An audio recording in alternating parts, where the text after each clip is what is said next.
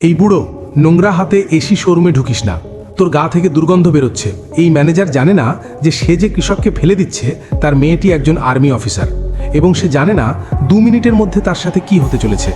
নারী সেনা তার কৃষক বাবাকে তার স্বপ্ন পূরণের জন্য একটি গাড়ি কিনে দিতে নিয়ে এসেছিল।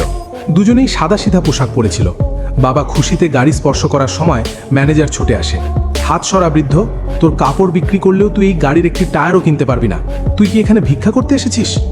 নারী সেনা তার বাবাকে থামিয়ে শান্ত স্বরে বলল, ভাই, আমরা গ্রাহক, আমরা টাকা দিয়ে গাড়ি কিনব, তুমি শুধু বিল তৈরি করো। ম্যানেজার জোরে হেসে তার কর্মীদের বললেন, দেখো, এই ভিখারিরা এখন গাড়ি চালাবে। এই মেয়ে, তোমার বাবা গাড়ি নয়, ট্র্যাক্টর চালানোর মতো যথেষ্ট বয়সী, এখান থেকে চলে যাও। নারী সেনা তার বাবার চোখে জল দেখতে পেল।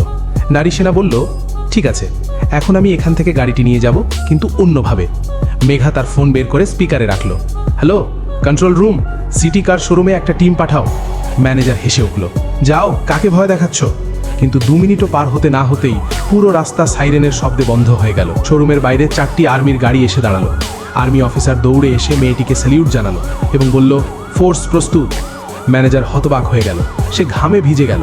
নারী সেনা তার বাবার হাত ধরে ম্যানেজারের কাছে গেল। আমার বাবা এই মাটিতে পরিশ্রম করে আমাকে আর্মি অফিসার বানিয়েছে। আজ তুমি শুধু একজন কৃষককেই নয়, একজন আর্মি অফিসারের বাবাকেও অপমান করেছো।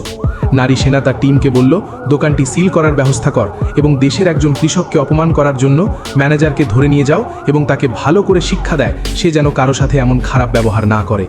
নারী সেনাটি কি ঠিক কাজ করেছে? বন্ধুরা, তোমরা তোমাদের মতামত জানাও এবং চ্যানেলটি সাবস্ক্রাইব করতে ভুলো না।